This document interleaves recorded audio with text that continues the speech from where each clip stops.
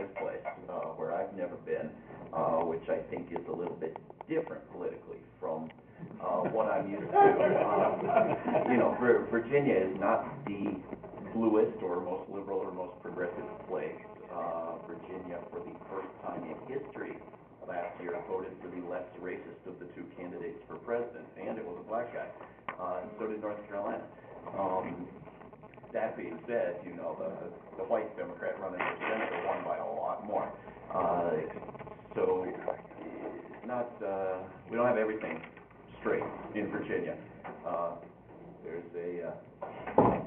There was a governor of Virginia in the 40s on some mysteriously diseased branch of my own family tree who gave our country its first right to work for less law, and it's still on the books. There is no labor in Virginia. But I've never been here. I want to know what things are like in Oklahoma, because I spend most of my time working on elected officials who are Democrats, but are generally worthless and need to be better than they are.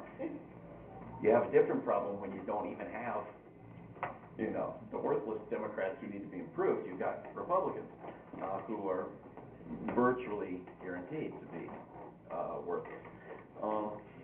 This is a book I've written that was published 2 weeks ago and is on some bestseller lists. And this past week was the #1 selling book by any independent publisher, and for a time knocked Glenn Beck out of #1 on Amazon.com and so forth. It's called Daybreak: Undoing the Imperial Presidency and Forming a More Perfect Union, and you can buy copies from Pam, and she'll get them to you, and I'll sign them. And for a time it was at #1 and then started to fall, and Glenn Beck got back up at #1, and so I went and read I hesitate to call it a book, but I read this thing that is sitting there as the #1 political book on Amazon.com in our country.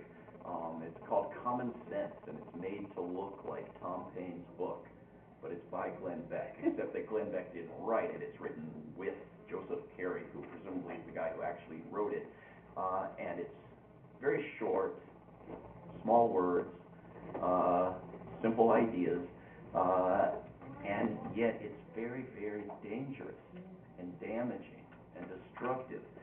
I mean, I read this book and I can pick out the things that actually make sense to me, right? Against the banker bailouts.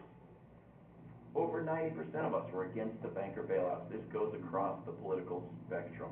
But our elected officials in both parties were generally for it. So I think that's a good place for the Glenn Beck readers to have to be angry.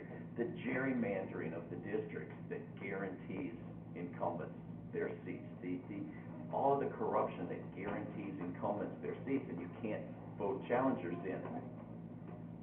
Come in. I don't think that's misplaced anger. The rich cheating on taxes. He actually goes after rich people cheating on their taxes. I agree. Freedom, liberty, justice, quotes from founding fathers, all great stuff. And Thomas Paine, pretending to be inspired by Thomas Paine. I think that's a great thing. I admire Thomas Paine too. But the vast bulk of this book and other books like it, and the television shows and the radio shows that are like it, he equates the bailouts for the bankers with any safety net for working people, and condemns them both together, and persuades working people who are reading his book to oppose any sort of safety net for working people, to oppose their own interests. He opposes this sort of permanency for incumbents, but he doesn't propose changing anything.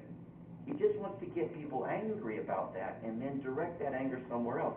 He doesn't go after our legalized bribery system. He doesn't go after the media coverage that he's part of. It doesn't cover good works by active citizens who might become a challenger to an elected official. It focuses purely on elected officials and in a very corrupt way. He doesn't have much to say about the dominance of the two parties that control incumbency. He wants people to go out there and back third-party candidates if they can find anybody crazier than the Republicans, but that's it. He doesn't have any systemic reforms in mind. He doesn't have a word to say about the verifiability of elections, about whether we can be sure we actually are electing these people over and over again. He doesn't want to make districts smaller so people can represent us better. He doesn't want to do anything about the seniority system on Capitol Hill. He doesn't propose anything be done about redistricting. He just wants people angry about it. People cheating on their taxes. In about 3 sentences, he moves from that to, well, our tax code is too complicated, therefore we should have a flat tax. Right? So the solution to the extremely wealthy not paying their taxes is to not ask them to pay taxes. And people laugh up and believe it. Freedom and liberty. He talks about freedom and liberty. Who can be against that? Right? But he opposes that to transnationalism and international law. Right? As if it's the United Nations that's come in and thrown out habeas corpus and spied on us without warrants and taken away our right to assemble and set up free speech cages. This is not international law that's done these things. Right? Freedom then becomes the free market in Glenn Beck land. Right? And Thomas Paine famously wrote a book denouncing religion. Thomas Paine famously supported the separation of church and state.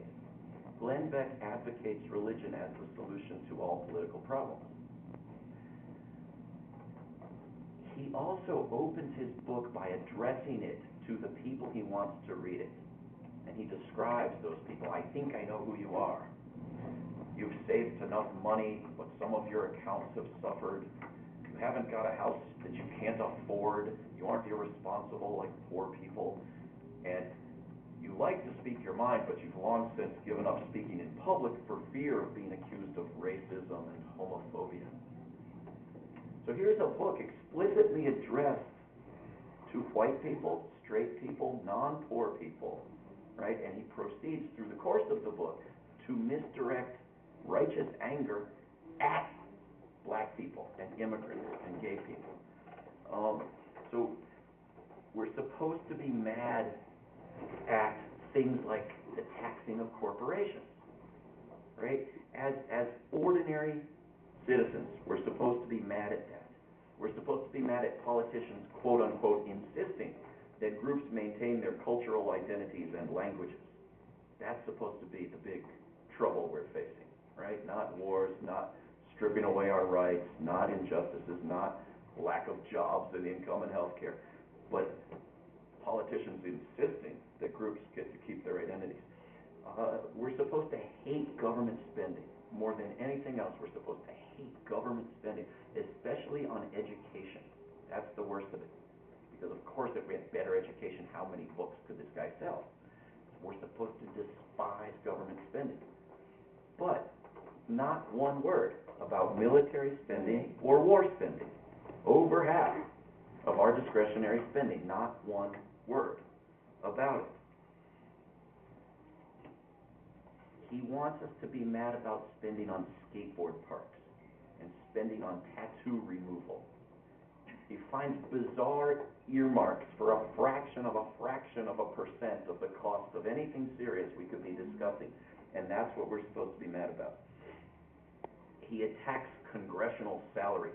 How dare these people who are not representing us, who of course are not representing us, make money at it, right? How dare they make more money than anybody else, and defends in the same breath CEO salaries of hundreds of millions of dollars, thousands of times more than Congress members, and defends that on behalf of the populace. He claims to be populist by attacking Congress members for their salaries, and then makes defending CEO salaries sound populist. This is how we get to a corporatocracy. This is how we get to an oligarchy. People read this stuff and believe it. The Employee Free Choice Act, becomes an attack on working